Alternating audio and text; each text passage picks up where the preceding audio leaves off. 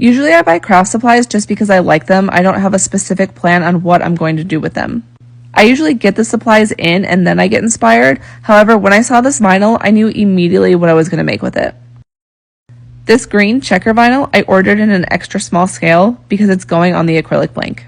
I ordered the regular permanent vinyl for this one. However, the checker shamrock vinyl, it's tiled and it's in a clear vinyl.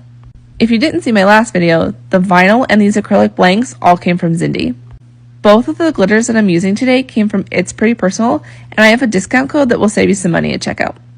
This Clover acrylic blank is not symmetrical, but I feel like it's really easy to tell which side is the front and which side is the back. I peeled the protective film off of the back, and now I'm applying the glitter to the back side. The glitter color here is not that important because the vinyl covers up a lot of the glitter. This green from It's Pretty Personal matches the vinyl almost perfectly. I had just enough left over from another project for this acrylic blank. That glitter went into my UV resin until it was honey thick, and then I applied it to the back side of my acrylic blank. And now I'm going to cure under the lamp. This one's going to go quickly under the lamp, just so that resin doesn't start to run off while I work on the Badge Buddy. I would like to mention that this Badge Buddy was cursed from the beginning. The vinyl came off my Cricut mat while I was trying to cut it out, and I thought that I could save it. You can kind of tell in the video where it cut wonky, but later on you're going to see where I really had to manipulate to get this thing on here. I'm putting this vinyl on the back side of the acrylic blank. Because it's clear, it's going to show through the front. You can use transfer tape to put your Badge Buddy on if you want. However, I personally think it wastes too much transfer tape, and I get less bubbles if I use this method. When you buy your acrylic blanks from Zindy, they do include files for you to download so you know exactly how big to cut out your vinyl. And when your vinyl doesn't fly off your mat, it will cut to the appropriate size.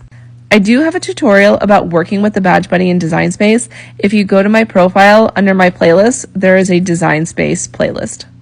So because it didn't cut right, the vinyl went over the edge. And if you've seen my other videos, you know you don't want your vinyl to go all the way to the edge. I just sliced some off with my X-Acto knife. And now here you can watch as I fish out a small piece of red glitter that got underneath there. So I did have a glitter accident where I dumped a whole jar of red glitter all over my workspace right here. And I cleaned most of it up, but I am still finding red glitter everywhere and it gets on everything. I was able to get it out, and now I'm going to move on and put my title on. Because this is the back side of my acrylic blank, I mirrored the title before I cut it out. You can also do a horizontal flip in Design Space before you get to your cut screen if you want to do that instead.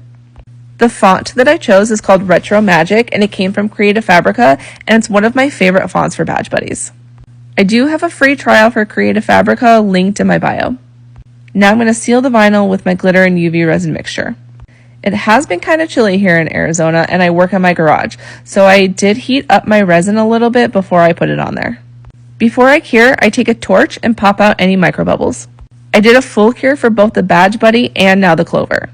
I did cure the front of the Clover, and here's why.